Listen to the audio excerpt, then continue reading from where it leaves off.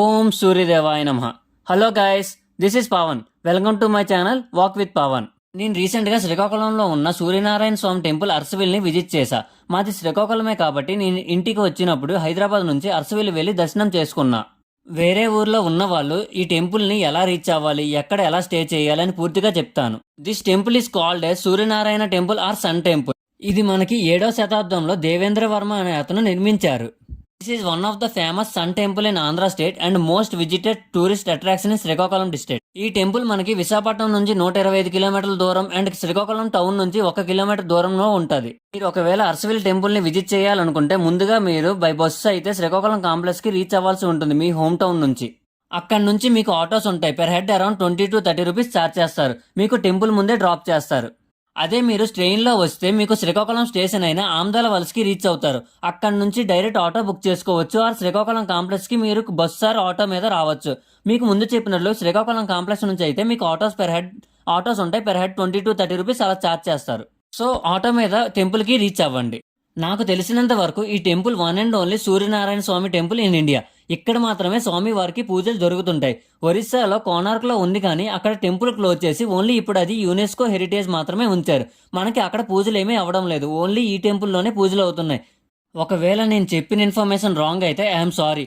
మీకు తెలిసి ఇంకేదైనా సూర్యనారాయణ స్వామి వారి టెంపుల్ ఉంది, అందులో పూజలు అవుతున్నాయి అంటే ఆ temple name and area mention చేయండి కామెంట్స్లో.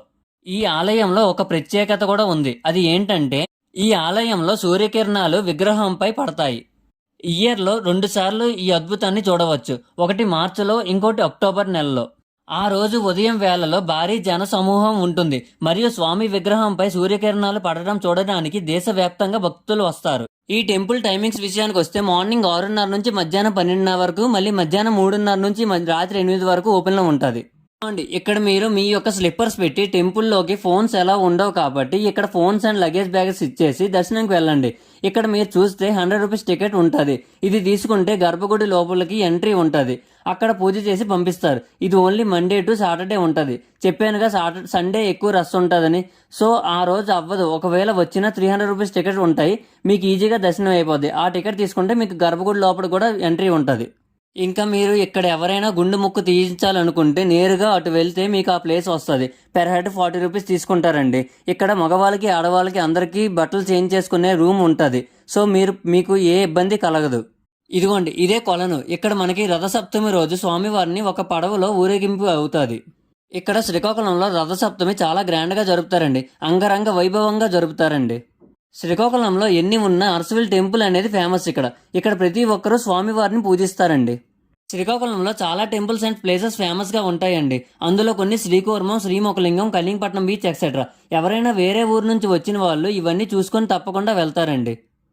మీకు ఇంకా ఏ డౌట్స్ ఉన్నా ఈ వీడియోకి కామెంట్ చేయండి, నేను రిప్లై ఇస్తాను. Thank you for watching. Please support. And మీకు గనక ఈ వీడియో నచ్చినట్టయితే అండ్ నెక్స్ట్ వచ్చే వీడియోస్ మిస్ అవ్వద్దు అనుకుంటే please subscribe to my channel walk with Pavan. Thank you. Have a nice day. Bye.